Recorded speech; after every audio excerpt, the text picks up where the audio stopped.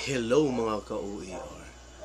Ngayon po sa video tutorial na ito ay matutunan po natin kung paano po ayusin itong color green na slides na na-present mula sa ating instructor or teachers kaya using Google Meet.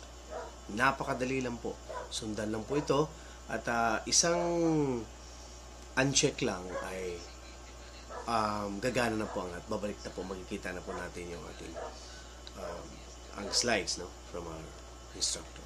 So, samahan po ninyo ako. Okay, so eto nga kapag na-experience po natin ang ganito, green ang kulay ng slides, so there is something wrong in the setting, especially kung hindi na po updated yung ating, actually sa browser lang po ito eh.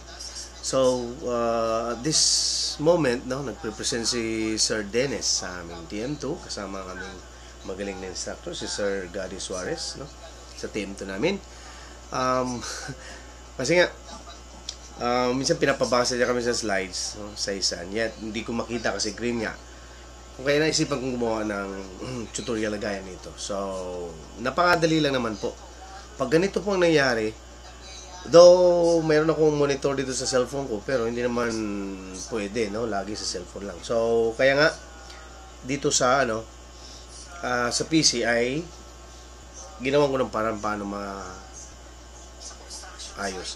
So kung kapag ganito po ang inyong slides ng inyong instructor po, green, simple lang po dito, i-move sa system.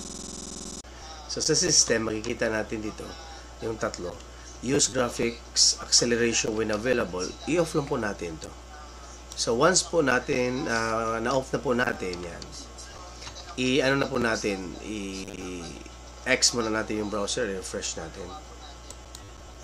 Okay, and then open natin uli, type natin yung ating send yung link Google Meet. Dito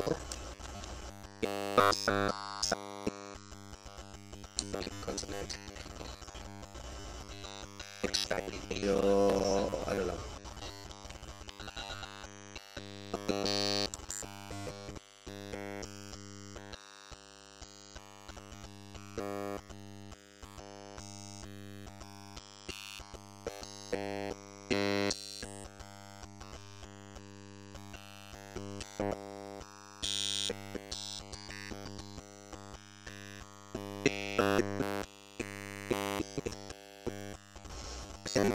natin.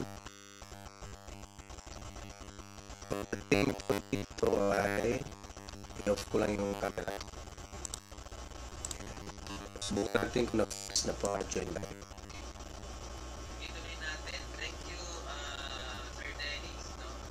So, yung stakeholder involvement, yung focus mo. Dahil makikita na, yan. Okay.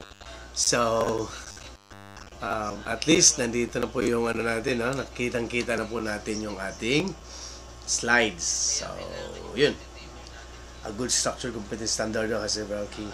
Okay, so I hope na may natutunan tayo ngayon sa simpleng problema. And yet, malaking tulong kung maayos natin. Kasi, biruin mo, makikinig.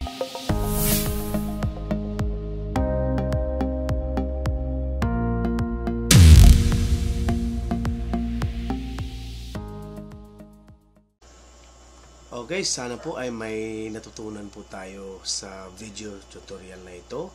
Kapag kayo po ay hindi pa po subscriber, please subscribe and share po ang video na ito sa ating mga kasamahan.